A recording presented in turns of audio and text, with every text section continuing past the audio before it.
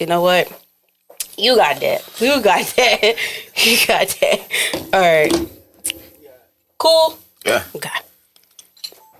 Hey y'all, whether it's morning, evening, or afternoon, I'm just glad that you guys had decided to vibe out with guests. Yes, if you're new here, welcome, welcome, welcome. And for the ones that are not new to this, but true to this, hey y'all, what's up, what's poppin'? As we wind down into the summer, I hope you guys have been enjoying it. I hope you guys are preparing for what's new to come, like going back to school, going back to work, whatever the case may be. I hope this year brings you nothing but peace and blessings that you deserve, as well as for the kiddos, okay? Before we get started, y'all, I want to say once again, I thank you all so very much for your time and patience, your likes, comments, subscribing, views, the emails, and everything. I really, really appreciate it a lot. As well as to the guests, thank you so very much for taking the time out of y'all day to even come on here, to the past, present, and future ones. Okay? Before we get started, y'all, we're on guest appearance 19. We are so close to 20, and I'm so super excited about that because, as you guys know, vibing out with guests has only been a thing for 6 months so far, and we have 19 guest appearances already. Like, that's a big deal. And for vibing out with appearance, we are almost to 120 episodes at that. So I thank you all so very much for keeping me motivated, because at times it is not easy to stay motivated and to even mentally prepare for these episodes and things of that nature. So I appreciate y'all so very much. So before we get started, I want you guys to sit back, relax, and enjoy our voice or watching us on YouTube. Okay?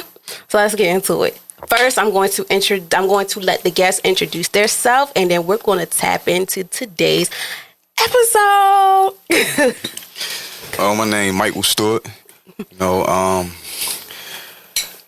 33 from West Baltimore. I've been through a lot as far as, with custody of my child, incarceration, business, overcoming a lot of obstacles. And I'm just here to tell my story. Hopefully this can, help someone else out that's going through something similar.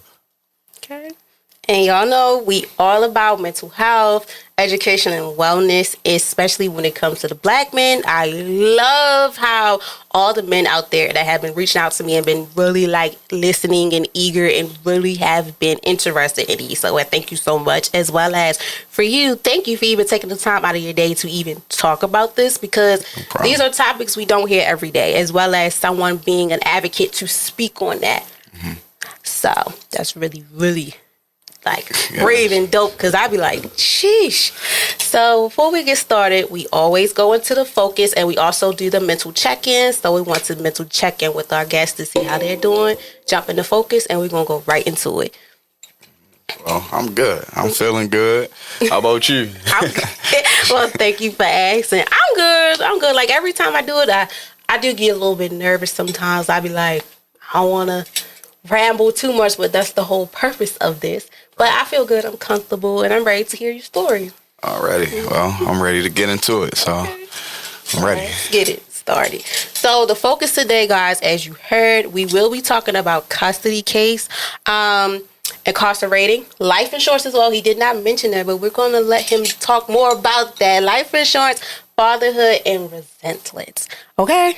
So the first question is, can you share a little bit about your journey and what shaped you into who you are today? Well, my journey was filled with a lot of ups and downs, of course, coming from, West Baltimore, Park Heights area. Mm-hmm. It's been a lot of situations that I had to figure things out myself. Mm-hmm. It wasn't like I had a blueprint on, what to do, so just a lot of situations that I had to get out here, man up, and, go out here and seek the knowledge myself. So, that shaped me into the man that I am today, for real. That's dope. Because that blueprint, I'm real big on a blueprint. Like I say all the time, sometimes we don't have a blueprint. We just let things just flow. Right. And sometimes it works. But then sometimes it's like, do we want to stay stagnant right here, or do I want to try another blueprint? And sometimes it be like it works, and sometimes it don't. Sometimes you got to add pieces and things like nature. Sometimes you got to freestyle, but whatever fits for you, it works. So that's super dope. Sure. What's one lesson from the past that you carry with you daily? I would say to read, to read everything and to understand what you're reading, and not being afraid to go out here and open a book to get the knowledge. So I would definitely say reading, and shout out to my teachers for that. For real. Yeah, reading is best. Reading is fundamental. Sure. And I tell people all the time too, don't think of as in order for you to learn, you have to be in a classroom. You can learn from anywhere, from anybody, and you can be able to teach people too. Like I tell people all the time, I be like, you don't have to go to college to just learn something. Sometimes you can learn that by yourself. Like the internet, social media, all that is such good tools for you to just learn. Like you just have to be eager to do it, as well as reading to find out information and understand what's going on and what is this and what is that, etc. Yep. You really got to take the chance to really go get it. Right. For sure. Put yourself out there and not be afraid. You got to get uncomfortable to get comfortable. Yeah, and sometimes it's worth it. It's really worth it. Like, I had moments too. I'd be like, I'm so uncomfortable, but it's like once you get used to it and you get your feet wet and everything, it's like this is nothing, and it's like it helps you in so many different ways, especially from reading to understand stuff too. If you don't read the fine print or whatever, you're going to be lost forever. Yep. You're going to be lost forever. Yep. Sometimes it is best to skim, but you really have to read deep into it, even if you got to do it more than once until you grasp it. Like, okay, this is nothing. Cool. So that's really, really important too. I like that as well. Yep. So the first topic that we're going to jump into is custody and fatherhood. Now, take us back to March 31st, 2021. What did it feel like to officially win custody of your daughter? Man, the feeling was like a relief, fulfillment, excitement, because I didn't see my child for a year and like 3 months. Wow. While the custody thing was going on. So it was so many emotions in one, because it was a long journey, a long, hard journey, so just, going through it, you really can't describe the feeling. It's just like a overwhelming, joyful feeling, I accomplished this. I did that by myself. Wow. Because for me, you don't really hear stories like this a lot. So there's a lot of questions that I'm thinking to answer, because it's like, y'all, if you don't know, before the guests come on here, they do fill out forms, and this was one on his form, and I was just like, wow, mind you, we're in Baltimore, we're in the city, right? And nowadays, a lot of people don't see a lot of single dads, always the single mothers, and then you be like, really? But yeah, right. I be like, it is single fathers out here, and I know single fathers too that are really, really like putting in the work, but being able to win full custody, that's a real big battle. So what I did was I didn't take her for full custody, which I could have done, but I came in it whereas though when the judge asked me what I wanted to do, because I didn't go into it on a tip whereas though I was being malicious. I just wanted, her to stop being able to take my child away from me when she felt like it. You know what I'm saying? So it's things that I can't teach her. Yeah. She needs her mom. So I didn't go at it like that. I set the order up. She get her from Sunday to Sunday. I get her from Sunday to Sunday. They put me in charge of education and put her in charge of medical and things like that. So, I set it up, perfectly for both of us, not to be petty and I ain't coming from that, Like, she got her time with her mom. She got her time with me. And, I tell any man, like, bro, when it gets overwhelming, you gotta, this is where I be saying, you gotta get uncomfortable to get comfortable. I didn't want to go down there to that courthouse and talk to those people, but, I had to do what I had to do. Yeah. It was tough. So it all worked out, though. I can only imagine, because it's like, when you hear stories about it, you just be like, you're like, dang, what went wrong? Because also too, people don't, from the outside looking into, that's a big problem sometimes. When they look, they be like, oh, it's so good. But sometimes, no, it don't always be like that, especially within raising a child. Like, at some point, well, in general, with raising kids, I don't have a child, y'all, but my parents tell me too, like, it was not no manual on how to be a parent, a good parent. It's not. It's not. Like, they had to freestyle so much stuff just for us, like, for me and my siblings, like, sacrifice and stuff like that. And, like, people in my generation, I be like, it's different for us because we younger. Like, we still, like, early, mid-20s. So it's just like... Right. I be like, how are you able to manage all that? Like, look, I be doing it. And some be like, look. You just got to do it. Yeah. And then, too, going back to being in the city, you do not want to ever set foot in the courtroom. You don't want to do that because it's like, even if it's for your trial or even for a jury duty, you there all day, the whole month, you don't even know what's going to happen. Exactly. So, like, when I be talking to guys that I know that are single fathers, too, they be like, bro, they be calling me bro. I be like, all right, cool, what up? I be like, how are you able to do this? Hey, they be like, look, communication is key too. For sure.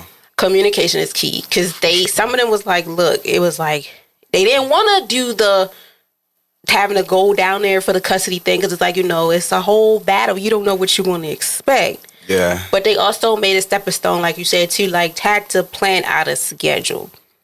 And sometimes, when you do it, it may work. And then sometimes, like, something got to give. So being able to have that flexibility, I just wonder, like, in the beginning, was it working? Or you had to sometimes, like, try something else to make sure, okay, this what works for us?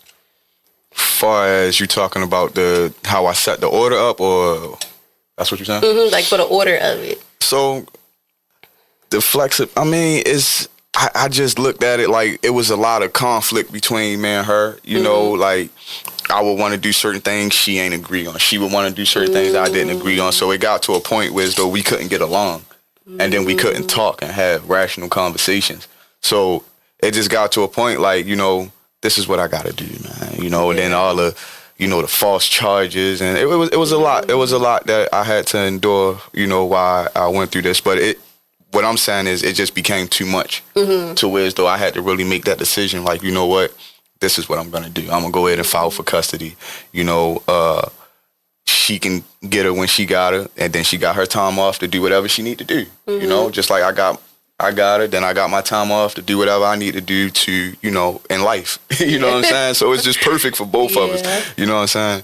For real. That's good. It just be like, wow. Because also, too, when you hear the stories, you just be like, that's a lot that deals with the mental health aspect. Yeah, for sure. Because that is stressful because it's like, okay, it's a child involved. Like, they're innocent. They're innocent. Children are innocent, period. Right. And then it's like, for y'all to be the adults, it's like, we got to put the problems aside. Sometimes that is hard. For sure. To do because it's like, you make me sick and all that, but you gotta think, like, I don't care right now about that. Like, our child is involved. Exactly. So shout out to all the parents, single parents out there that are able to do that because it's not easy at all. Like, it's not. Like, I never experienced it, but, like, seeing and hearing, I just be like, wow, that's a lot. Like, it's such a lot. And then, too, for me, speaking on, like, a social work aspect, you got to think, too, of the child. Because you don't know how much that can affect them. Always. When they go to school or whatever, like, their feelings are valid, too. Like, even though they don't know much what's going on, but if they see, oh, my God, my mother, my father, like, it's hurting them. Yep, people forget that part, though. Kids grow up, they got their own feelings. People forget that part when you caught up in a situation. Yes, and that was, like, one of my biggest fears of, like, when I stepped into the profession of being a school social worker and dealing with children and then having to hear those things because people don't realize, too, even if you're the parent or guardian, certain things you do and say, it rubs off on them and impacts the day. So situations like that can really impact it, like, education, their behavior. And just being able to try to set the examples is key. because being able to master, okay, I gotta do what's best, not even for me, but for my child. So if we have to go down here and get this done, we want to get it done because at the end of the day, she's our child, but we have to make sure that she's getting both of us, even if it's not at the same time, but still getting like, okay, she knows who her mother is, she knows who her father is, and we still care. But, you know, sometimes we can't all be in the same room. We can work on it, but right now, no. So that's the biggest thing too, because their mental health matters as well. Right. Like, it's a scary thing, especially like for all the people out there that do work with children. They know that at times, like, it takes a lot too out of a child to even express their feelings. Right. And to even be vulnerable to people, because it's like, it's not easy for a child to just be like, oh, this is going on. No, you have to build that rapport and then even have the empathy and the compassion to do that, because it's like, if not, they're going to feel like no one's going to hear them. Exactly. And it's very important. I know within that is just like, forget all that. My child is here. Like, I have to make sure she's good at all times, regardless of what I got going on with you. This is for her. Exactly. So I can only imagine like the frustration of it, and then mentally just. Yeah, it's definitely a lot. But, you know, what kept me going is, you know, I was doing it for her. So it was bigger than me the whole time. And I feel like that's why it worked out in my favor, because I wasn't going at it on a malicious point. You know, even though the fake charges and all that stuff, I still wasn't going at it on that type of tip. You know what I'm saying? I was going at it because I wanted my child back. Yes. You know what I'm saying? So I don't, you know, I've been in my child life since she been here. You know, so me missing a year and 3 months out of her life, that really hurt me. You know what I'm saying? I can like, imagine. I can imagine. Like, that's just, it's so sensitive and touchy for me, y'all, because like I said to in my series, like, children are so precious. Like, they are harmless. You know, they get on our nerves at times, but they are harmless. Like, they need us. We need them in so many ways, especially within parents or guardians. They need that love, because that prepares them and help them to identify who they are. What is real love? How to come this way? Traits you learn from your mother. Traits you learn from your father. Like, we can go on and on about this. And it's something you don't hear every day, especially coming from a male's point of view versus a female's point of view. Right. Like, people be like, oh, they could do this, they could do that. One parent could do it. It's impossible for one parent to try to teach a child everything. Is needed twice. It's needed within both. Even if it's not in the same room, they need to get that same love, care, all that. So that is very, very important. So next is, well, I think you touched base a little bit on this, but what were some of the biggest challenges you faced in the custody process, and how did you overcome them? Well, anything you do down the courthouse is long-winded. You file any paper, it's going to take 2 to 3 weeks, 30 days, 60 days. So, you know, that's why it was extended so long. And then she wasn't responding to my orders. So, you know, you gotta, if they don't respond, then now you gotta file something else. So it was that part of having patience. I had to really work on that, you know, not wanting things to just be done on my time, you know. And what helped me with that is, you know, I really had to seek out mental therapy. You know, it was becoming too much. It was too much on my brain. I was so mad. I was so frustrated. So I had to go get some help, you know. And I can say, you know, my mental health therapist, she really helped me out, you know, with getting me to understand things is not going to always be done on my time. You get what I'm saying? Yes. And also, I went to the gym. I started working out. You know, I started working out because I felt like I needed an outlet or something that I like to do to keep me busy while, you know, I'm missing my child and I'm just getting angry. So, you know, I started going to the gym as well. That's really good. That's really good. 'Cause I was very touched base too, like within therapy. That's another thing too. You don't really hear a lot of men talk about therapy, especially black men, and even in the black community lifestyle, none of that. Right. As you know, growing up, you know, black families, you don't need no therapist. You are right. People look down on it so much. I don't understand. Like, therapy is a required. I'm gonna say required because the need, you know, some people take it a little too far. It's required, especially in our lives, especially if we gone through things or going through things. We need someone to help us with healing within the traumas or getting through things, especially within what's going on in life. Right. So even if it's like parents, I feel like they most definitely need a therapist because it's not easy raising children or a child. At all. At all. Especially when, you know, it's a lot of dysfunction going on. You know, and that's something that you just want to, you know, protect your child from, you know. After it's been going on for a few years, it get to a point where as though somebody got to say enough is enough. And it takes a lot out of a person to be like, you know what? Yeah, enough is enough. And then also to help you keep you grounded with your well-being, like going to the gym. That's a lot of men out here, I know, like they go to the gym, like they put all their frustrations in the gym. They be like, this helped me. Like I'm going through a bad day, whatever. I'm in the gym. Go to the gym. I be like, okay. My favorite line is, you know, go touch some grass. Or, you know, go touch some grass. Yeah. You know, I mean, whatever's best, but that's very important. Like with your mental health, you got to make sure it's there. Because it be times that people will take you there. Like, I'm even learning to, like, the best thing to do for yourself is to, you got to know what's for you before you can help anyone else. Yep. Like, you have to love on yourself before you can love harder on someone. Yep. Like, you have to be able to know who you are before you pour yourself into any one of things of that nature. So, especially within what you were going through, that is very, very dope. And I hope it's key to people that may be going through this or know somebody going through this, is don't be afraid to go ask for help. Nah. Do not be afraid. Like, at one point in time, we all had those moments like, I'm not finna sit with a stranger and pour my heart out to them. 9 times out of 10, that stranger been in your shoes. That's why they're in this profession. Right. Like, you never know. Like, even you sitting here telling your story, people probably be like, what? You never know. And my biggest thing, too, is don't judge a book by its cover if you never really read it and got the feel of it. Right. Because I know people probably be like, you went through that. You ever got those thoughts? Man, you know, my custody battle played out online.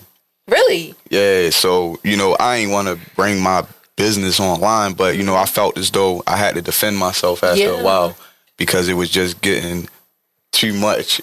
You know, so, you know, I had to defend myself online. So I was just hearing so many people opinions and people telling me, you know, I should just walk away and this, that, and the third. And I'm like, man, I'm not listening to y'all. I'm glad you didn't, because it's so funny, like society, social media, all that will have opinions, but it's like, are you really reading and really understanding what's going on? Like, it's a father wanting nothing in this world but, you know, just his daughter in his life. Just like, come on now. I feel like what you did was right. Yeah, for sure. I don't feel like nothing was wrong with that. Not at all. Not at all. Like, you gotta do what you gotta do, you know, when you're back against the wall. That's how I felt. You know, with mine playing out online, I felt humiliated. You know what I'm saying? Because, you know, I gotta put my business out here. I gotta pretty much defend myself. Like I told you, you know, I do life insurance. So I had an ankle monitor on my leg as well. You know, so I had to keep telling my story over and over and over and over and over and over again. So it just got to a point like, hey, if I keep telling my story, I might as well just tell people how to do it. So that's why I got to that point. Like, listen, look, this is what you got to do, bro. You know, you don't have to sit there and, you know, take that. You know, I think a lot of men feel like the courts is just designed for women. You know, and in a lot of aspects it is. But, you know, I would say you just got to have your documentation and your stuff together and just do it. Yeah, that paper. The hardest part is just starting.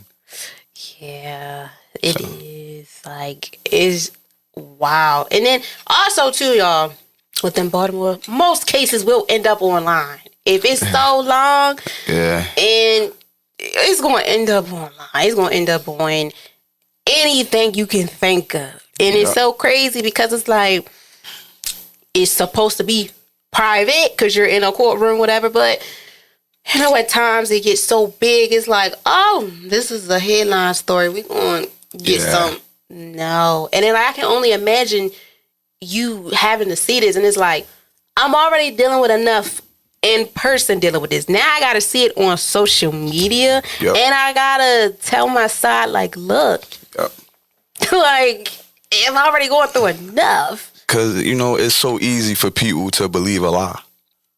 You know, a lot of us men, we don't want to put our business on social media, but if you keep saying, you know, you keep saying something over and over and over about a person, you might start believing it. Yeah, and so you gotta defend yourself after a while. I know, you know, we don't want to do that, and I don't wish this on nobody.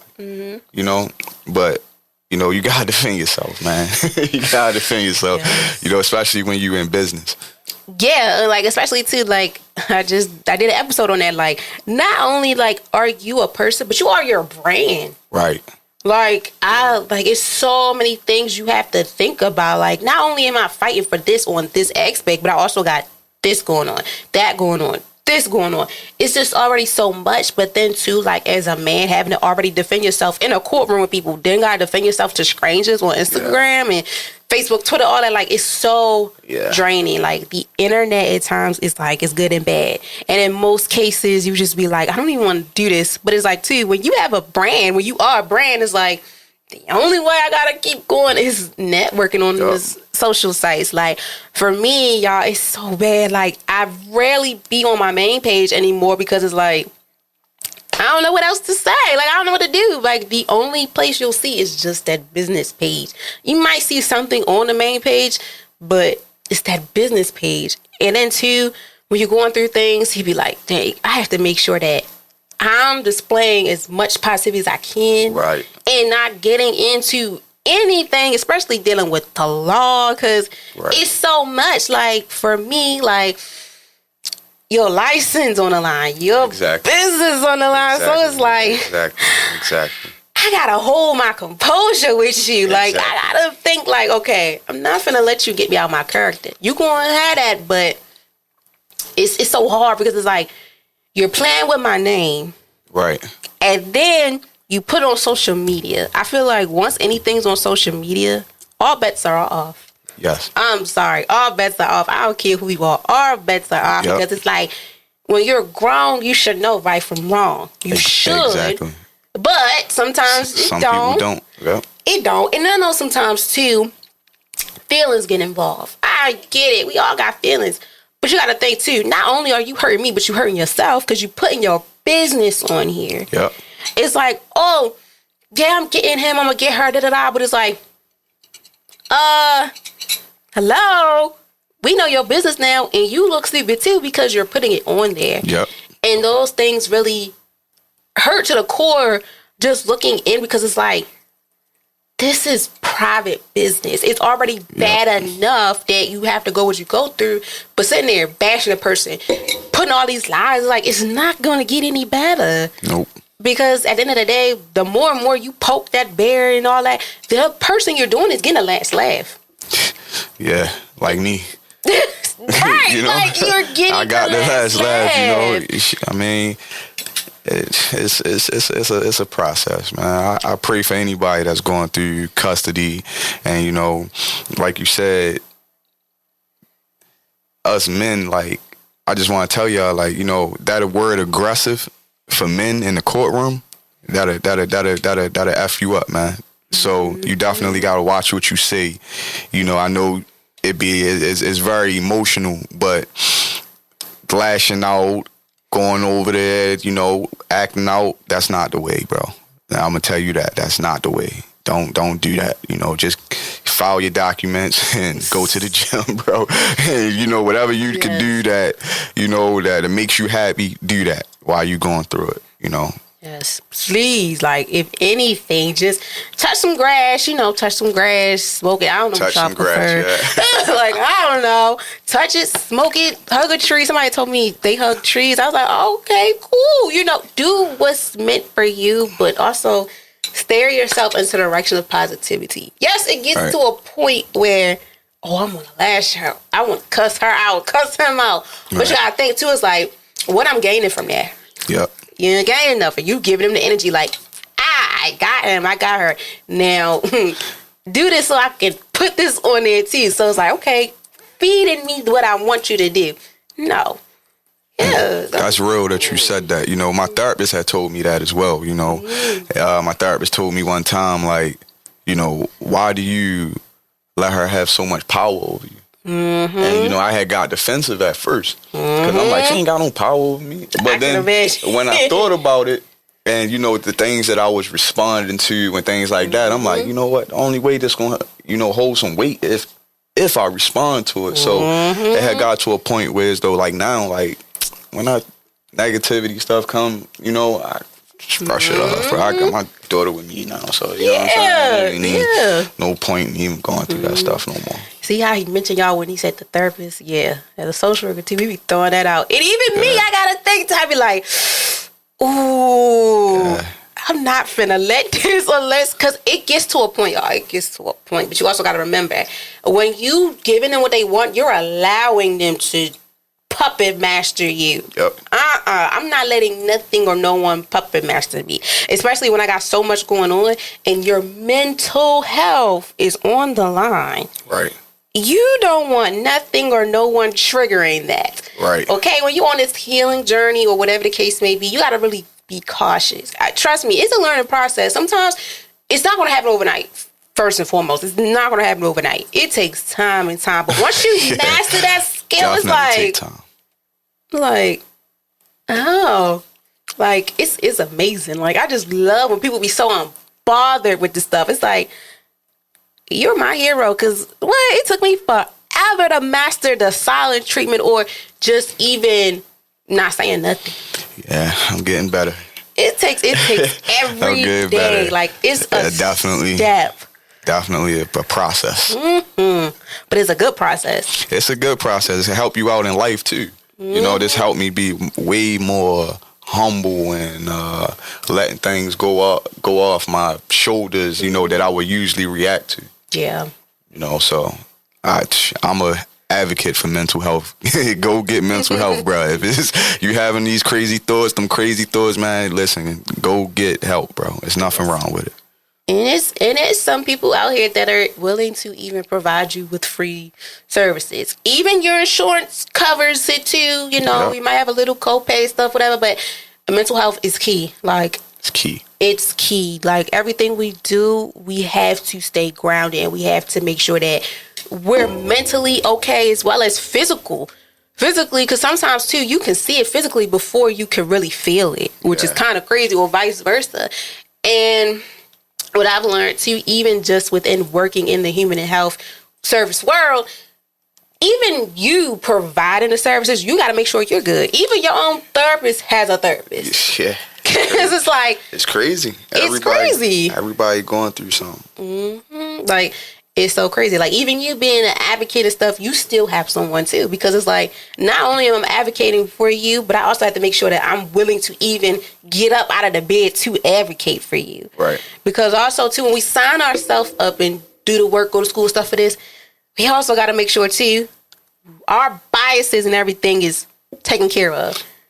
Because that's a big one. Like, for me, it was like me working with children. Family was a big thing for me, because I was like, I grew up in a 2-parent household, and hearing those stories, like single parents and stuff, it just triggers a little bit, because it's like, I don't know how that feel, and every time you hear it, it's not a good thing. It's always like, oh, I'm fussing with this one, I'm dealing with that one, and this and that, and this and that, and it just be like, really?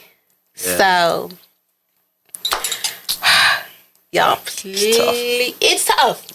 It's so tough, but I salute everyone. But it's not, you know, it's a lot of bad stories out there, but I can say, you know, with my journey with this, I have met a lot of people that do have a positive co-parenting relationship with their child's parent or the other parent, you know, and that's all, man. There's no point in, even if the relationship don't work out, you don't have to hate each other to raise your child, man. You don't. Key. That's very important, because I just be like, dang, how can y'all? But some of it works out. Some of it be like, this was the best thing ever because I couldn't stand you, but now we are just fine. Yeah, and it happens like that, you know. It really do. And I've seen it, You know, I have family who have a positive, you know, co-parenting relationship with the other parent. You know, dope. And I just take my hat off to them. Yeah, for real.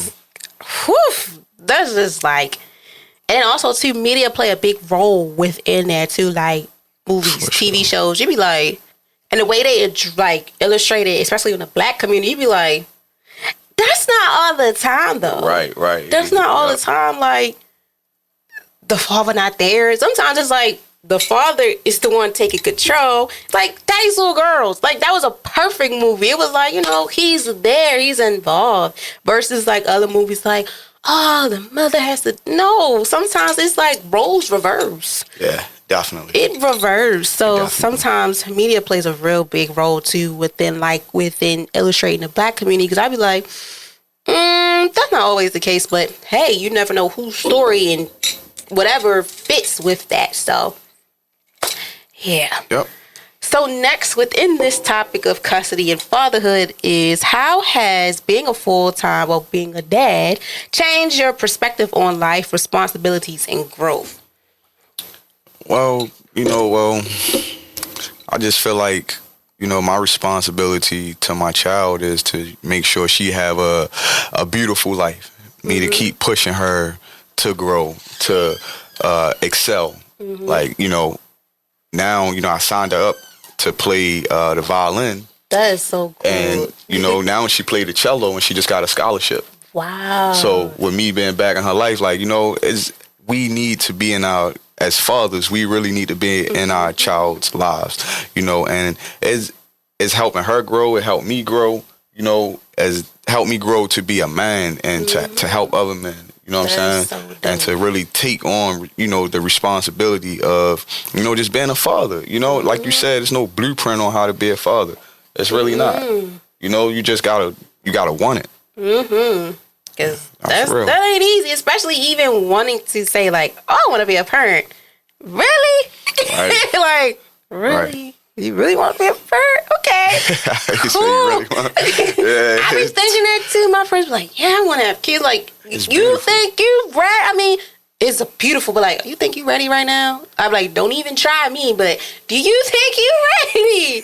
But it is beautiful. Like, children are very big blessing. Children will change your life around in so many ways. Yeah, it Like, makes you go harder. Yes. Like, you go hard for yourself, but when you have a little one that you you want them to have everything, it makes you, it pushes you a little harder. It makes you go hard. Yes. So that's what I can say. My daughter, she made me go harder. That is so dope. Like, for real. That is so dope. I love to hear stories about that because you don't hear them every day, y'all. You do not hear like a father really saying like, being a father is amazing, or it helped me. Like, yeah, it's definitely you don't hear it, and it's needed, and it's so like inspiring. So next, we're going to talk about incarceration. A little bit into that. So you have experienced incarceration. What impact did that have on your mindset and determination to success later on? Well, I don't want to go back. People try to glorify being in jail, but man, it's not cool, man.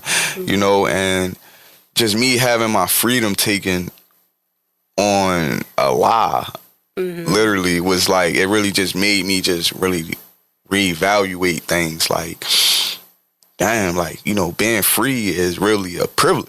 Like, you can really lose your freedom, and it's just crazy, So when I lost my freedom, me sitting in that cell every day, it was just like, this is not something that I want to do. Me getting out here, no matter what thoughts I had, I want to pay her back like this. I told God, I say, God, if you help me get out this cell, I promise I won't pay her back in no type of vengeance. And I promise you, my hand to God on my child. I got out of jail. Yeah, it was a process. But look, I won custody of my child with no lawyer and an ankle monitor on my leg. Whoa. Real talk. That's no lawyer? No lawyer. Just you? Just me. Wow. Just me. Whoa. Because I felt like it was my story. Yeah. You know, now I probably could have got a lawyer. He could have got me the full custody, the child support, and all that. You know, but I went in there, stood tall. I was my lawyer. I really became a self-educated lawyer, and you know that helped me and motivated me. You know, and that's why I succeeded. That's real dope. Like just going up there by yourself, by myself, nobody at all. I didn't. You know, when I looked, I was facing them judges, and you know, I felt like they felt me. You know, because I was coming down the courthouse. You know, I was wilding out. Yeah. You know, I'm not even gonna lie to you. When I say I was wilding out because when you deal with anything with the courts, there's a lot of disrespect that come with that. And, you know, it's not common for a man to keep coming down here raising these issues. So at all. I was being met with a lot of, you know, disrespect and, you know, nasty attitudes and stuff like that. You know, but I just felt like, you know, I could speak better myself, man. I ain't gotta pay you all this money for you to go in there and say something that I could say. Yeah. You know, so I did have a lawyer, but I wound up firing him because it was just like, I got this. That's some brave stuff to do, because even like you be like, yeah, I got this, but it's like too, let me have a lawyer here just in case, and all these protocols, and also too, by you doing it, and you had a ankle monitor on too, right? Just in there, I would have. Whoa, it was tough. I can imagine. You know, but like I said, you know, the false charges came to try to undermine my character and make me look bad in the court's eyes. You know, I filed for custody. You know what I'm saying? So I felt like, you know, the court seen what was going on. You know what I'm saying? So they didn't even like pay no mind to the ankle monitor, you know, and it was assault charges as well. Oh. You know what I'm saying? So when I say all the odds was against me, like you would think like, you know, all the odds was really against me.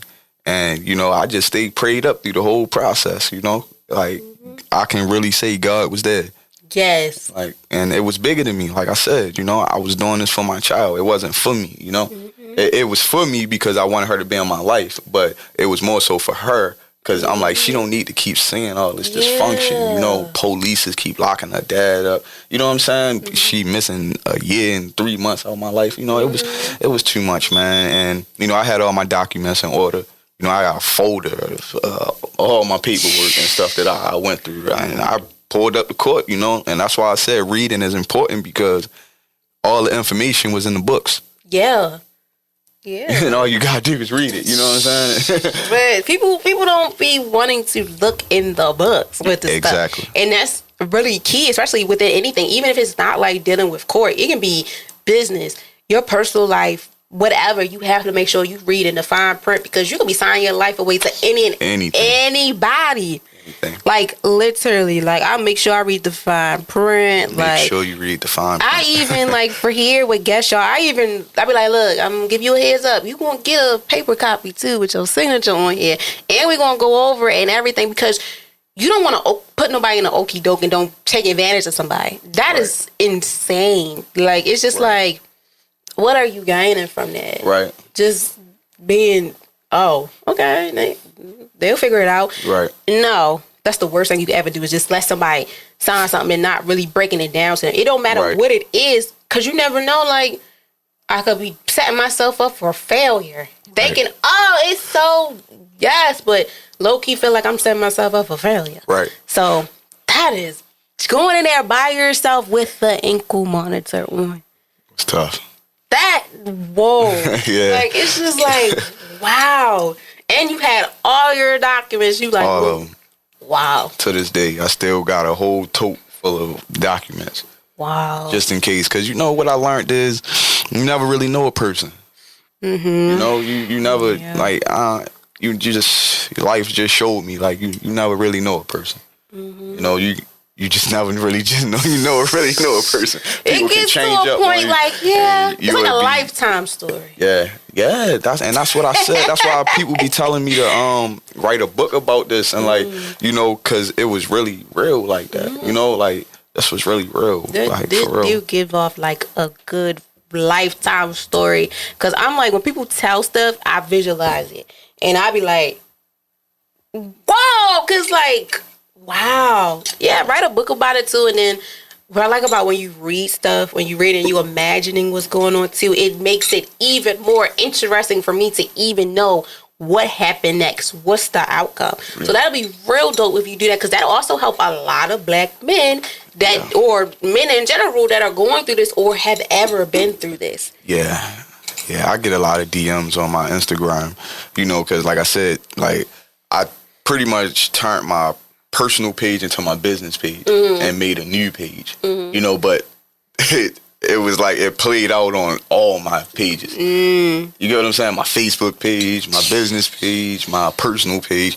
It was a lot, but I just want men to use me as someone that went through all the adversities and came out on top.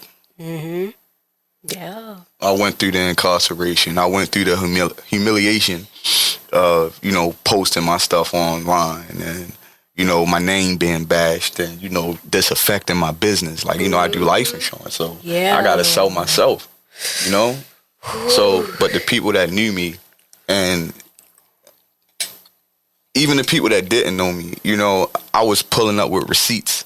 You could say something about a person, but once they post the receipts, it's like, oh, it's crickets. Let me reevaluate what I was thinking. You know what I'm saying? And that's why sometimes, you got to defend yourself. And I understand now why people, I never really understood why people would put their personal business online, but for me going through it, it just get to a point where as though, like, nah, I'm not keep being silent and letting somebody just, bash me, so. Which used me as someone that overcame. Yeah, because like I mentioned too, y'all, that social media is something not to play with, because once it's there, it's there. It's there. It's there. Like, like I be very mindful what I do, what I say, how I move even off the camera, because you never even know who know you from any type of area in your life. Right. Like, my fear is even walking on the street and somebody parent come up to me like, yeah. I be like, nah. And my mom be like, that's why it's important too to treat everybody with respect. Yep. I know it's hard. Trust me, I know it's hard, but you never know who you may run across, and you never know who may know you from whatever aspect. That's true. Like, that's true. Oh my gosh. And that's crazy you said that. I don't know why people act like giving respect is such a hard thing. It's this, but I just was down North Carolina, and I was talking to this old dude, and he like, oh, you from the city? Oh, you from Baltimore? He like, I don't like it up there. So he like, y'all real hostile up there. You can't even tell somebody that they got a nice outfit on, and it's really like that. And I feel like that's a problem that we have in our city. Like we too hostile with one another, and I think we just need to try to let our guard down, but a lot of people been through a lot of things in life, so that's why mental health is important. Yet again, go on and go get help for them past traumas, because that impacts a lot within your life. Like, even though I tell people to, like, yeah, I'm from Baltimore, they be like, what's up? I'm like, Northeast. They be like, I can't stand y'all. I be like, I just, like, even too, like, when certain men be like, I can't stand y'all light skinned women, like, take me out that equation, because we're all not the same. Right. Like, yes, I'm a part of it, but I'm not a part of it, if it makes sense. Like, yeah, that's where I'm from and whatever, but that's not, like, we're not all the same. Right. Because, like, you'll be surprised when people, you'll be like, oh, they from here, but yeah, everybody's not all the same. So, especially too when you go out of town and you be like, here they go. And it's like, right. No, not all of us, like, I'm from there, but that's not me. But, everybody had a reasons. I respect that. But also to please seek help. It's not going to kill you. It's not going to kill you at all. Seeking help. Now, we talked about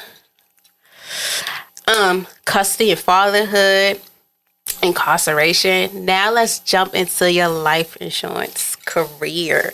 So you have been in the life insurance industry for 10 years. What drew you to this field in the first place? Well, I always been a businessman ever since. Well, I was a business kid first. You might as well say. You know, I was selling candy as a kid. I always just business just came to me. Like, you know, I'm just always been a businessman. I love helping people. You know, and what I seen is, you know, well, when I first got into this field, I was actually working in a jewelry store in Towson. And the store wound up closing. You know, K Jewelers, you ever heard of that? I was in Shaw's, which was directly across from it, right? So the store was closing, and I was just, at that point, I was tired of the whole 9 to 5 thing. You know, I just always felt like I just want more. I just didn't like how, you know, you could work somewhere for a long time and then they could just take your job from you. So I got on Indeed and I said, you know what? I want to make 100,000. My lifestyle, I don't spend that much. You know what I'm saying? If I make 100,000, what jobs I can make 100,000? And all insurance jobs popped up. So I started out doing health insurance at first. I have my life and health license. Oh, that's dope. So I was doing health insurance at first. I didn't really like health insurance because it's a lot of changes and a lot of cold calling and stuff, and I ain't really like that, you know. So actually, I got fired as soon as I got my license, you know, just because the dude didn't like me. And that's something that you would think should be like, why are you doing that? But it happens. Man. People will do that just for petty reasons, like, oh, I don't like you, so I'm going to let you go. Like, what? That's exactly what happened. Because, you know, and I started at New York Life after that, which was a whole life company. And I was there for, you know, almost a year and some change. But I didn't really agree with what I was telling to families. I didn't feel like it was accurate once I actually read the policies. So once I started asking questions and, you know, raising certain issues, it became like a conflict. So I was actually on my way. I was ready to quit the insurance field. What happened was the girl that I was working with, shout out to Maria, the girl that I was working with at Shaw's, she had her insurance license. So she called me one day like, hey, Mike, hey, you still doing, you know, you still in the field? And I'm like, yeah, I'm ready to quit. And she was like, hey, I got another opportunity for you. And she set me up with an interview with the regional vice president. And I went, and I've been with Primerica ever since. That's dope. That's really dope. And it seemed like with every career, I noticed like we be into it, and then it be some bumps. Yeah, it be some bumps. Definitely. But then it be people that see your craft, and that was very dope for her to see your craft. It was like, you know what? I'm gonna talk you out of it, and that was really good because that's what we need is support. That's all it is, like support. Just help me, help you. You know, you there for me, I'm there for you. Just if you, especially when somebody see your potential and see your drive, your hunger, all that, is like I gotta help them. Like I'm not going to leave them right there. I'm going to help them. I'm going to make sure, look, you got this, you got that, because I always say too, like, them jobs that we had, they helped us. It's a setup. It's a look back at a portfolio like, dang, even though it was some mess, but they helped me, and it helped me get to where I'm at now. Like, I be looking back too, I be like, dang, I was at finish line, and Towson too, they gave me some issues, but looking back, like, it helped me, even though it got on my nerves, but it helped me in some ways, and it also was a love-hate type relationship, but it helped me in ways like with dealing with people. Right. Working in jobs with customer service, it also helps you with dealing with people on another side of things, especially like dealing with insurance. Like, wow, just sitting there, just be like, okay, this can help you, especially helping people to get that, because insurance is a very big thing that most people really don't take into consideration until it's time to, okay, you need these life insurance. So have you ever dealt with families like just now getting them and never had it like when they were supposed to? Oh, yeah, definitely. Like I told you, I've been in this field for 10 years, so I done pretty much heard it all. I'm telling you, some people just have a negative view on it because, you know, an agent pretty much didn't set them up in a structure their policy correctly because they was just in it for the commission check. Yeah. You know, but I've had a lot of stories where, people, they try to get it once they are diagnosed with something. Mm-hmm. And, I can get you covered with a lot of diagnoses, but some diagnoses, it don't really matter. And what people don't really understand is it's not your money that qualifies you for life insurance, it's your age and your health.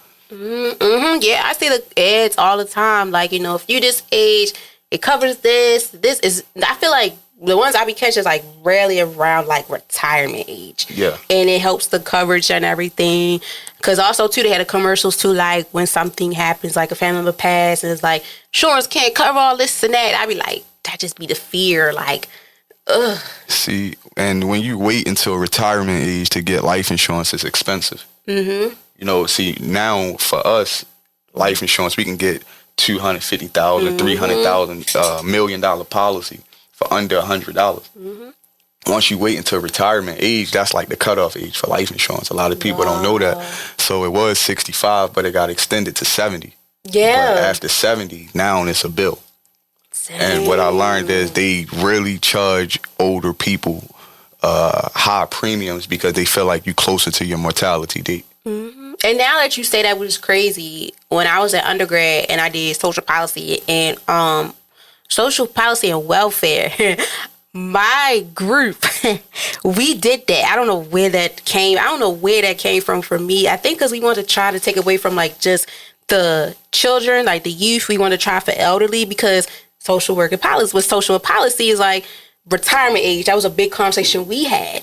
And we was like, it's crazy because of the retirement age, especially too, like back then, it was like 65, 60 and stuff. And then we said too, for us, like 70 years old, it's like you got to work and work and work and work and work. But you also got to make sure you have these things to set up your life. So when it's time for you to retire, you have that life insurance, that 401k. And a lot of people don't really think of that. It's like, oh, I'm retired. I'm going to be on vacation. I'm going to be this, but that.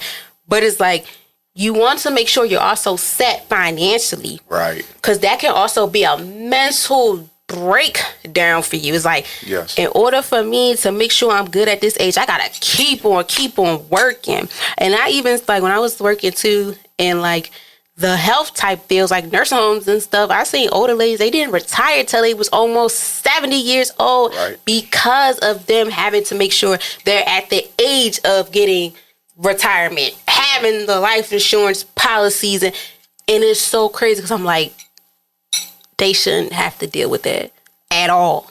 Right. And a lot of people, they think that it just stops at life insurance. And that's not the truth. You got to make sure your investments, your emergency funds is up as well.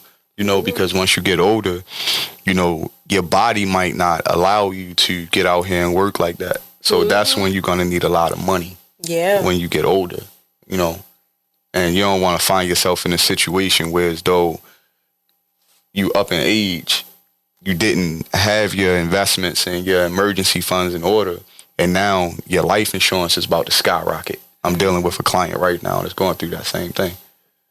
But I didn't set his policy up. Yeah, that's the thing too. Yeah. Trusting someone, like going back to when you mentioned about commission, those be the things too. Like you want to try so hard to give what you can, and there's some out here that be like, "Look, I'm gonna get this done so I get my commission and do it." Because sometimes too, when people do that, when they think like that, they're just putting you up for anything. Like going back to what we said, you have to read the fine print. And at times too, for older people, at times they be like, "Look, I need the help. Can you help me?" Da da da da. But sometimes that's when we come in and be like, "Look, I understand, but I want you to know what you're getting yourself into because I don't want nothing to happen." Yep. And I can imagine how that is for you to break it down to them. Like whoever it was before may not really broke it down, but I'm going to give it to you from the beginning all the way to the end so you can understand and know what's going on with your money and how it's flowing. And that's the difference with me and a lot of other agents is because, I'm from the heart of the hood. Mm-hmm. So my goal is to help my community, not hurt it. Yeah. You get what I'm saying? I'm not ready to tell you anything that's going to mislead you or put you in a situation that's going to hurt you. Yeah. Because I wouldn't want somebody to do that to me or anybody in my family. Mm-hmm. My grandmother was taken advantage of by the life insurance company. And when she passed away, me and her life insurance company was going back and forth on the phone because I'm like, how would y'all a benefit to my grandmother if she was bedridden? Yeah. You know what I'm saying? And, you know, they gave my grandmother paid like $7,600 into her policy. And at the time of her death, they gave the family $3,000. That's insane. So how were y'all a benefit to my grandmother? And you know what they told me? Hey, if she would have passed away the day after she got the coverage or any time, we would have paid out. But because she waited until she was too late, that's why her premium was high. And that's why she only got a little bit for her buck. That is crazy. So that's why you're supposed to get life insurance while you're younger. And then once you get older, your investments and your savings is going to save you. Then you're not, the need for life insurance is supposed to go away. But a lot of companies and a lot of agents don't preach that to the community. And with the younger generation, because like my cousin, shout out to Cody, he's also doing it. Like he's the first one ever in our family to even, he's so big on it because, you know, like in the older generation, they don't really be like, oh, I don't need it. Y'all be all right. Yeah. No, it's a need. It's a need. Like that goes into like the question you really tapped into. Like, what do you wish more people, especially in the Black community, understood about the importance of life insurance? That it's not. See, a lot of people want things to be for them. And life insurance is for your family. It's a way for you to say that I love you to your family upon your final moments. You know, life insurance is meant to help your family live better in the event of unexpected death. You get what I'm saying? I tell anybody, imagine if your great-grandfather or great-grandmother left you a policy upon their death, and then it just came out of nowhere like, hey, you got $100,000 check. How could that help you out in your life, you know? And I just want people to understand, like, you know, it's really important. You know, we want to set our families up. You know, life is unexpected. You know, death is unexpected. Yes. You know, a lot of people don't want to talk about it, but it's real. Yeah. You know, and there's nothing wrong with setting your family up, you know, in the event that you pass away. Yeah. It's coming to us all, you know? Yeah, that's one of those discussions is just be like, it's so hard, but it's like you need to prepare for it. And it's very, very needed. Right. Now we touched a lot about family. Can you share a powerful story of how insurance made a difference for a family you worked with? Yes. So I had a client. He was my mechanic on my cars. He used to fix all my cars. This was my man, right? And his daughter became like best friends. Like she like my sister for real. And I remember him sitting in my living room, and he just was saying he wanted to get his life insurance just in case something happened to him. You know, he just wanted to make sure his daughter was right. That's all he kept saying to me. I just want to make sure my daughter right. I want to make sure my daughter right. So fast forward a year later, he wound up just passing away. Wow. Bend over, have a heart attack, gone. Right? So because he didn't have his policy in force for 2 years, so a lot of people don't know this. You got to have your life insurance policy in force for 2 years for them to pay straight out. If you don't, then it becomes a contestable claim, meaning it's going to get investigated, and then that could take up to 9 months. Wow. Right? Me being the agent that I am, I'm like, hell no. You ain't about to wait no time 9 months to get your money. So what I did was I made sure she understood everything. You know, she faxed over all the information to home office. I called home office, make sure they got everything, and I got the policy to her in 2 months. Wow. A check that I delivered to her. You know, it was sent to my office. I got the check from my office, delivered it to her house. That is such a blessing. For her to live better. That is really a blessing. A gift from her father. You get what I'm saying? He's gone. That's his final gift to his daughter. Right. So that was real powerful for me. You know? That sounds very powerful. Because y'all like, just those, for me, that's a touchy situation. Because I, like with my cousin, when he went to school for business and things like that, and he tapped into the life insurance and stuff, and I would be like, what really made you do that? And he was like, our family, like, we, like, half of them didn't have no insurance. Right. So by us being the next generation coming up, we all need to tap into these life insurance. It got to the point where I asked my parents, like, look, y'all got life insurance? Right. We prepared, you know, like, y'all got stuff. Because my mother be on it. She be like, look, we paying our life insurance this month, that month. We making sure we here, you know? But yes, like going back to like with my cousin, you know, within the older generation, they don't really think of like life insurance. It's like, you know, whatever I got, that's yours. Other than that, just, you know, they be like, just put me to rest or whatever, peacefully, whatever you got to do. But when he broke down, because he started out with his clothing brand, and then he tried to incorporate both within the life insurance, because like it was global, if I'm not mistaken. I'm sorry if I messed up. It was global. I think global. I don't know, y'all. I got the shirt. Y'all seen it. And he also tried to incorporate, too, the importance of life insurance. And every day he is doing it. Like, he doing the cartoons of why it's important in the Black community to do life insurance. And he also, like, going away and even going to conventions and meeting with big-time people that's in these life insurance, like, promoting it like this is why it's so important. And then he'd be like, I'm not in this for the money. I'm in it to help a family, because like he said, for our family, like even when we seen that for us, is like that made me go harder to help serve people, because you never know how much of an impact this can put on a family, right, especially if they don't know. Right. Like going back to when we said like the reading is fundamental, because a lot of them didn't understand like, okay, it's life insurance, but what's the whole purpose? Like, what's the outcome of what is it for? And when he broke it down, like on Instagram, I was like, it makes sense. And that's what had me like, everybody got life insurance. Like, everybody paying their life insurance monthly. And you couldn't even pay like to like $30 a month and stuff for your life insurance. Yep. Like, you don't have to pour out so much, because that bit of money you're investing, it is stacking. Like, it is stacking. So, God forbid, if anything is to happen, your family is set because you were able to invest every month with it, making sure that this is taken care of, as well as you're being taken care of as well when it is your time. Right. So we did put on the positive side, but there's always some negative sides within everything we do. Has it been like a challenge sometimes with families that you have to break it down and they still don't grasp like this is important and this is why you need to know what's going on? Yes, because a lot of people don't, they think that they're going to live forever. You know, so that's pretty much what the thing is. They think procrastination. You know, they'll be like, oh yeah, you know what, I'm going to get with you. You know, like rest in peace to my uncle, right? Before he passed away, you know, the day that he passed away, he told me like, nephew, I'm going to get with you.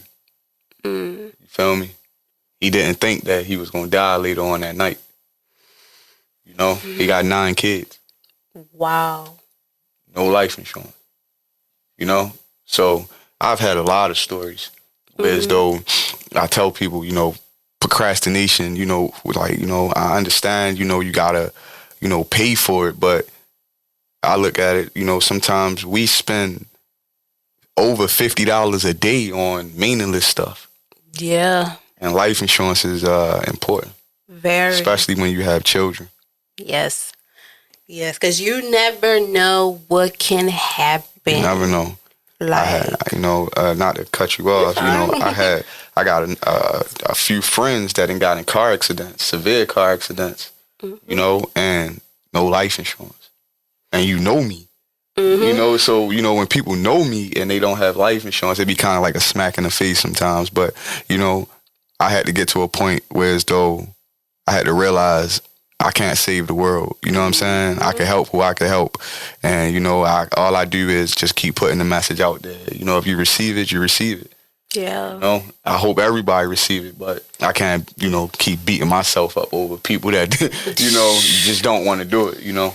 Yeah. Because I was about to say, like, have you ever had to deal? Because it's like going back to certain episodes we have, like with people, what we do, it do hurt when people that you care for feel like they not listening. And then when time happens, it's like, I told you, like, come on, because like I'm not gonna steer you wrong. Yeah. Especially if I care for you and I feel like you're a reason in my life. You're not a seasonal person. I'm gonna make sure you're good regardless. Even if we not cool like that, I'm gonna still make sure, because this is something impacting life. Right. Like anything can happen at any given time, and that's why it's important to have as many people in your life that's in this world, like have a therapist, a friend that's a therapist, have a friend that's in life insurance, have a friend that work on cars, like have them, because you never know in life things happen. Right. And life insurance right now is a big thing that is needed to be pushed and pushed and pushed, because every day something's going on and then things are happening and you never know what can happen. And I thought about it too, like when you brought up the car accidents, that's a big one, because like sometimes like you never know what can happen. You never know. And if you don't have the things that is needed, it's like, what are you leaving behind? Exactly. A bunch of clothes.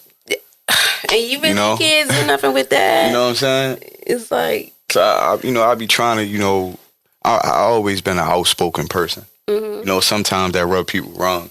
That's probably just the Gemini in me. You know what I'm saying? Oh, God. It is what it is. You know what I'm saying? Hey, as a life insurance agent, I'm not really, if we friends, but, my job is to always keep it real with you. Mm-hmm. You feel me? Yeah. And, I feel like I'm the perfect person for this business, because I'm going to keep it real with you, whether you like it or not. I never been a yes man. I never been somebody that's going to agree with stupidity. You know what I'm saying? So... I feel like, God put me here for a reason. That's dope. Especially knowing what's for you, because like going back to, it takes a long time at times to even think we know what we want to do in life. Right. It takes a long time. Like we all go through these hiccups. Like you got to go through some things and be like, look, I know what's for me and I know what's not for me. And I know like these setbacks, they really messed me up, but they helped me with my setup. Right. And for you, what you're doing and what you've been through, that helped you to be who you are today. For sure. And that's really dope, because who said that? I think my friend Mari, shout out to Mari. He was like, one of his homeboys was like, once you're at the bottom, there's nowhere else for you to go. The only place you want to go is go up. Right. And it had me like, right. And that goes impacted with setbacks. Like we all go through these setbacks, but these setbacks also help us for the setups. Right. Like you've been through so much in life, and it's like, okay, now I found my niche. And then all the stuff I went through, you went through, it humbled you. And it also helped you who you are, especially on a professional side. For sure. That is one thing, like professionalism. I want to deal with the real deal. Give me the real. Give me feel like, yes, give me what I need to know. Like, don't sugarcoat it. Mm-hmm. Don't be like, yeah, no, I want you to be like, look, this is not it. You might think it's good because it's a price, but it's not. This is for you. Yes, you might gotta invest a little bit more, but it's going to pay off in the end.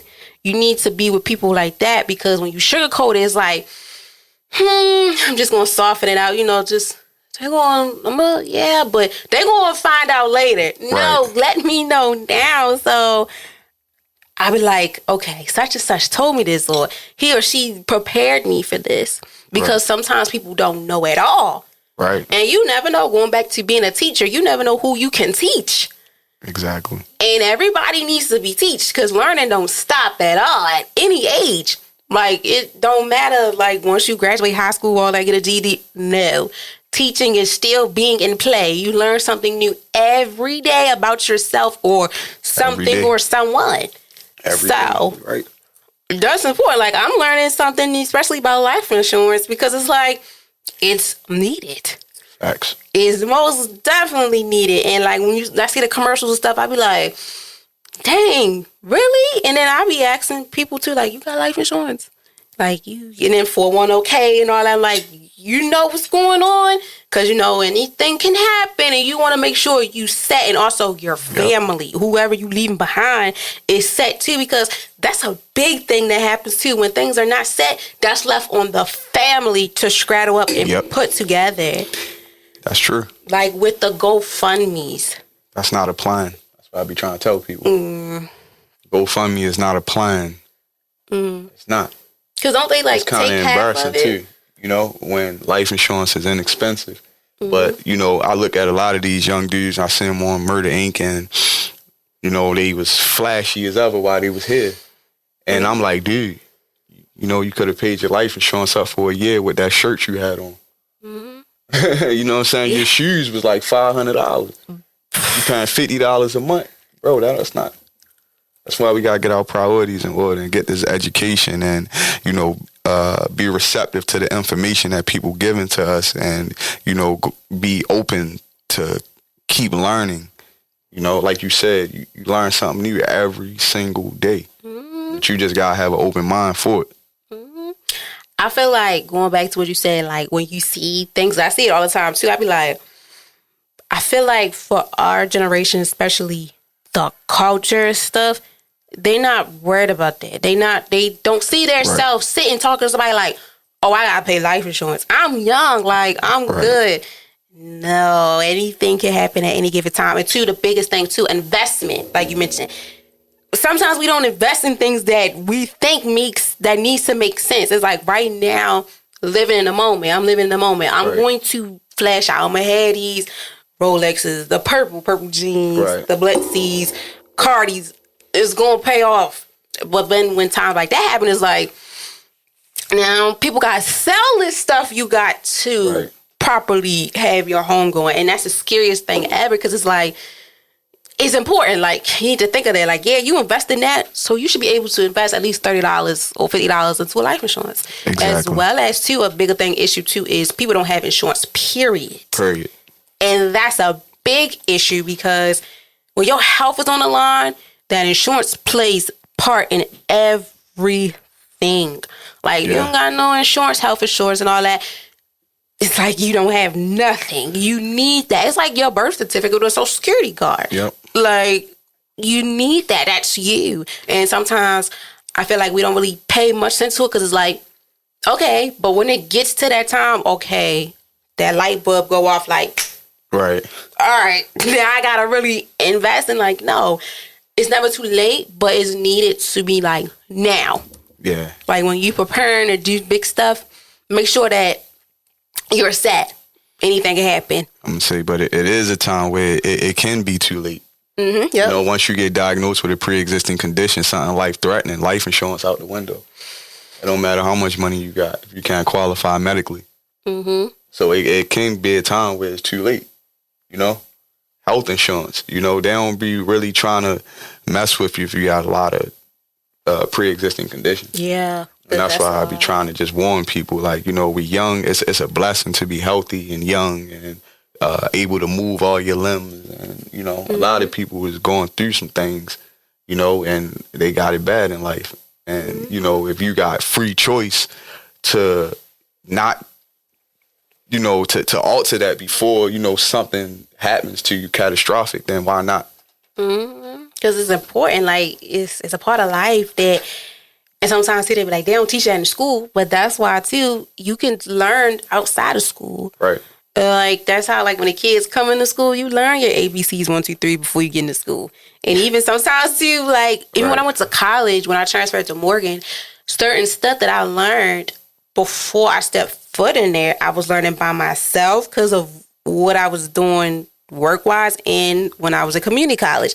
Like, you be surprised at how much stuff you listen to and learn, and it relates to things that you never thought it would, like within life insurance. Like, I worked around a lot of older people, and they would talk about their retirement plan all the time, and I would be like, I get it, because I'd be like, joke, I'd be like, you trying to throw it in my face, but like, they'd be like, no, because like, by you being at your age, investing it now, because I'm 60-something years old, I should not still be doing this. Right. I should have been already had this done. I would have been on it. And you have to make sure all these documents are in by the 1st, because everybody has to retire like on the 1st. Everybody, I heard older people like June 1st, July 1st. It has to be done by that mark so you get all the perks, especially impacted with life insurance. So you get all the perks, and that impacts with having documentations and reading the fine print. It's very important. It's crucial, y'all. It's key. It's needed in life. Facts. And lastly on this part is, how do you balance being both a provider in your career and a provider at home as a father? Well, mostly everything I do, I'm an independent contractor. So I'm able to control my time. So anytime my daughter have anything, Dad there. Because I just marked that off my calendar. I'd be free. You know what I'm saying? So, yeah, you know, it all ties together. You know, I like to be free. I don't like to feel as though if I got to do something for my daughter, I got to worry about my job being taken from me. You know, so I love being an entrepreneur. I love being an independent contractor. It all works out for me perfectly. That's dope. I love it. Like, I love that lifestyle. It's just like being your own boss. I'm able to wake up, be like, all right, I'm going to work this long. I'm off this weekend. Right. I'm going on vacation that day. Exactly. Like, being able also have that flexibility is important. Exactly. It's very important. Also, too, with your personal life, spending time with your daughter as much as possible. Because that's very needed, too. Because a lot of parents and stuff, they be like, they can't do stuff because of the job. Right. And that impacts with the kid a lot, too. That's key to make sure that, you know, working honest, but it pays the bills. And sometimes we be like, well, I know within parents I know, especially within my age, they be like, I got to sacrifice. And at times, too, it's like, I lost jobs, but it's like, too, that's my child. Right. I got to make sure, like, they good, too. Like, yes, there's money on the table, but it's like, too, that even motivated them to go harder to be their own boss. Right. And at times, too, it be like that, especially when you have younger children. It's like, I got to still make time for them, but also get money for them. And that's where the being your own boss come in. Versus when they get older, it's like, all right, cool, I could go back to doing a little 9 to 5 or whatever on the side. But right now, I need to capture every moment I can with them while making money and make sure they're good. Like having a 401k, making sure they got money in the bank for when they get older, the college fund and everything is intact. Right. So shout out to all the parents that are able to be flexible like that. Shout out, yeah. Because it's not easy. It's not easy at all. Especially when you're doing certain stuff. And yeah, and you know, another thing that I noticed is, you know, like, I try everything. Mm-hmm. You know what I'm saying? Like, probably not everything, but I try a lot of jobs, you know what I'm saying? Just to see what my niche is. You know, I was working in the school system. Mm-hmm. You know, I was a kid myself. Mm-hmm. You know, so I understand how people build their life around their job. Mm-hmm. And, you know, you want to be there for your children, but you can't because of the job. And I just didn't want that for myself, you know. Mm-hmm. And I feel like that's how a lot of parents lose control of their kids because you're trying to make it financially, but these kids still got to live outside when you're not there. Mm-hmm. So, you know, me actually being there, you know, I'm always there. You know what I'm saying, for my daughter. So I feel like what drives her is making me proud too. Mm-hmm. You know, so I'm doing it for her. She's doing it for me. So, you know, hey.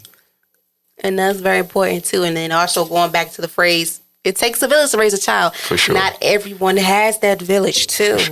For sure.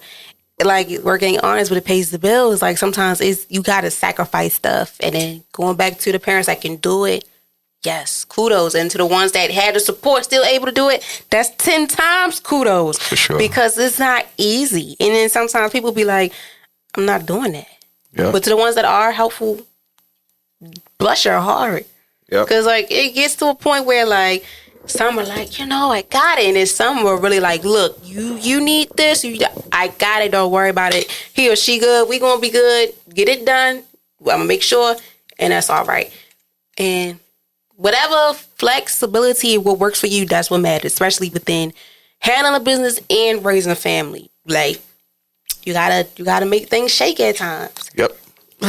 So, and I seen it from firsthand. Like, my mother go to work, my father home with us. Then they swap. My mother sometimes even went to school at night. My father helped her with papers. Like, I just seen it. Like, they were each other's support. It's a partnership. Yes. And that helped me, grounded me, and was like, look, that's what I need. That's what I need. And that's what helped me, too, as to who I am today.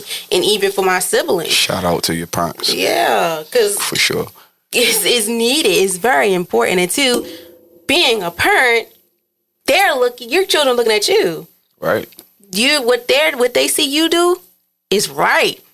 And they like, okay, when I get older, I'm going to be just like this. And I'm going to do things just like this. That's why also it's important to display good behavior. But also show the real and raw, too. Sometimes it gets a little real in the field. Definitely. But it get a little real in the field because every day is not peaches and cream. Yes, life be life and it's not peaches and cream. Life be life, man. Dude. You just got to be resilient, for real. Yes, very, very. And y'all, we almost done. We got some closing reflections. Now, looking back at your journey, like incarceration, custody battles, and building a 10-year career, What does resentment mean to you? Just, weathering the storm. Keep going no matter what. Don't give up. You can't give up on shit. That's your dreams or anything in life. You just can't give up, man. You just gotta keep going, stay prayed up. Just keep going. Keep going. That's what I keep going. That's good. And it's like I tell y'all, bad signs don't last forever. Nah, they don't last forever. It don't. And you stay prayed up though. Yes. Make that like a number one thing that you do. As soon as you wake up, you close your eyes, you stay prayed up. I believe in God. I can't really say I'm a religion. I believe in all religions. I believe in God. I believe when you pray to God, things work out for you. So pray to God, stay prayed up always. Yes. It's crucial. Like I tell y'all, like them bad times don't last forever. After every storm is a rainbow, pot of gold, whatever you prefer.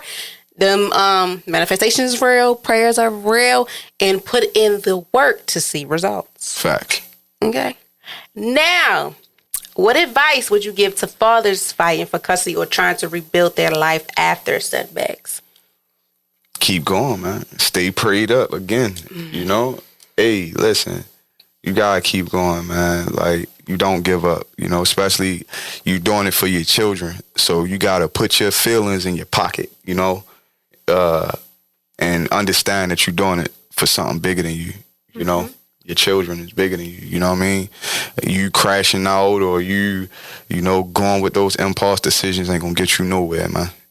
I'm gonna tell you that. Ain't gonna get you nowhere. So, use me as an example of somebody that went through all the adversities and came out on top. You can do the same thing. See, I just love when the guests come here and give y'all stuff and y'all come back and be like, it helped me so much. So I hope this helped y'all a lot. For sure. And lastly, what's next for you both personally and professionally? So next, I'm 80% done my real estate course. So I'm ready to start selling houses. So I'm ready to take the state test as soon as I finish this course. I might get into some security work. Like I told you, I like to do things that I control my time. So that's career-wise. Personally, I just want to travel more. I've been traveling. I just drove across the country with my cousin. I flew to Atlanta, drove from Atlanta to Los Angeles. So I got to see the country for real. And it was beautiful. And I want to keep doing that. I want to get out the country now and really see the world, because it's really a big place and you don't have to be stuck in one place. You really don't. You could just get up and say, you know what, I'm moving to another state and start your life all over again. So that's what I want to do. I just want to travel the world, see the world. My daughter she keeps saying, Daddy, I want to get to Paris. So we're going to get to Paris and smell that funky water. That's what they tell me. So that's what we doing. So yeah, keep being there, pushing my daughter to succeed. She want to go to college. She say she want to go to Howard University. Okay. So, I'm here to keep pushing her and make that come true for her. That's dope. It's funny you say Howard. I wanted to go to Howard so bad. But either way, I was going to HBCU. So shout out to Morgan and Howard. Yeah, shout out State. You went to college. Yeah. I took her up there, so she could, walk around the campus and stuff. So, it's like once I did that, she was just hooked. It's amazing. That HBCU life. So that HBCU life is amazing. Shout out to the HBCUs. Yes. It's going to prepare her in so many ways. Like, minus all the partying and stuff, but career-wise, she's going to be in it. And it's crazy because Howard and Morgan are like the top 10 schools that they they're in their career when they graduate. Yeah. So, yeah, she's going to be set. That's why I tell her, continue getting these good grades. She get outstanding grades in school, She already breaking generational curses while even getting a scholarship for playing an instrument. Yes. I don't know nobody in my family that got that. Hey, if somebody did, let me know. But I don't know anybody that got that. So, my child got that. That makes me proud. I just want to, continue to live and see her succeed. Yeah, that's such a blessing. Like, while she young too and got the support, that's for sure. Blessing, double blessing. And it's so amazing to see and witness. For sure. Other than that, I thank you so very much for taking the time out your busy day to come on here and vibe out with me, and also let the people hear about you. Good luck on everything that's coming. You'll pass that test. For sure. Because when it comes to education, that's my job. Like, I promote it like it's needed. It is. It's amazing. Like, what you can learn and what you can do and who can you teach and who can you help within housing, buildings. Like, it's amazing. Even with your life insurance, everything keep going within life insurance, what you're doing, being a good father and being an advocate for what you stand for. Yep. Is very important and is very needed. Thank you. You're welcome. And I will. Yes, you should. I will. Yeah. I'm locked in. Good. Because it's needed. Like I said, you don't really hear a lot of men talk about these things. Right. And it's needed because you never know who's going through what you're going through. Right. And you never know who's watching you. Right. And you never know who's going to be like, look, I need help. Even if it's life insurance. With teaching them within how to deal with this and nothing like that. It's like, this is the whole point of Vibing Out with Guests. Learning from them and also connecting with them. Even if you're listening or watching, whatever way you prefer. Just like listening to real people go through real stuff and telling real stories. And it's not like, oh, I'm just going to say this to say it. No, it's real deal. This is life. This is what I've been through and I'm not ashamed of it. Yep. And when I learned this, I'm a needle in a haystack of men that's going through this. Mm-hmm. You know, that have went through that, you know? Mm-hmm. So, you know, you just got to stay resilient, man, and stay prayed up. That's my message. Stay prayed up, stay resilient. It's going to be all right, man. Yes, it is. And without further ado, I thank you all so very much. Please stay tuned for the next Vibing Out with Guest appearances. And as always, we always welcome our guests back if they want to come back and talk about any other topic. Y'all know I always promote every guest, so you guys will get all his information, socials, and stuff. And without further ado, I thank you all again, and I see y'all next time. All right. Bye.